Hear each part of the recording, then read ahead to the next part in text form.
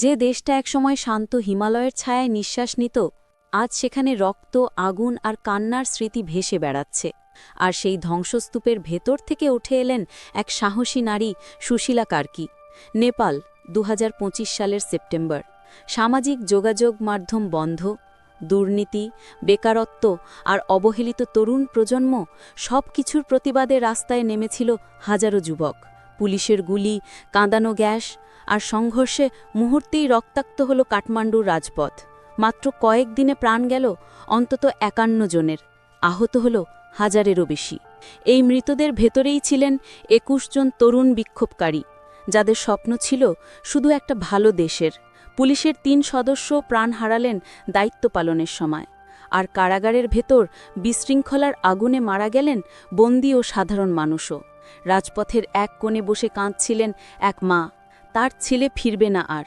কণ্ঠরুদ্ধ হয়ে তিনি বলছিলেন, আমার ছেলে কোনো অপরাধ করেনি, সে শুধু চাকরি চাইছিল, ন্যায্য জীবন চাইছিল। আজ আমি তাকে কফিনে ঘরে তুললাম। এই কান্নার প্রতিধ্বনি গড়ে তোলে এক নিস্তব্ধতার দেয়াল, যেটা গোটা নেপালকে কাঁপিয়ে দিয়েছে।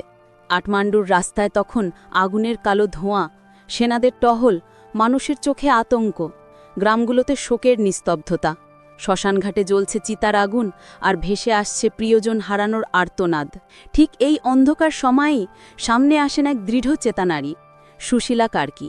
৭৩ বছরের এই সাবেক প্রধান বিচারপতি দুর্নীতির বিরুদ্ধে তার দৃঢ় অবস্থানের জন্য পরিচিত ছিলেন।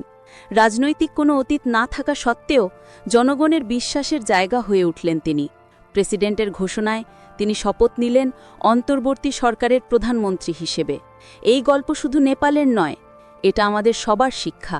যখন দুর্নীতি, অন্যায় আর অবহেলা চেপে ধরে কোনো সমাজকে, তখন তরুণেরা রাস্তায় নামে আর রক্ত ঝরে।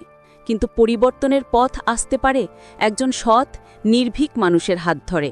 আজ আমরা শ্রদ্ধা জানাই সেই অচেনা ৫১টি প্রাণকে, যাদের রক্তের উপর দাঁড়িয়ে জন্ম নিল এক নতুন অধ্যায়। আর প্রার্থনা করি সুশীলা কার্কির হাত ধরে নেপাল খুঁজে পাক শান্তি, ন্যায় বিচার আর একটি সৎ ভবিষ্যৎ। হিমালয়ের শীতল হাওয়ার মতো নেপাল ফের শান্ত হোক, এই কামনা রইল সবার প্রতি।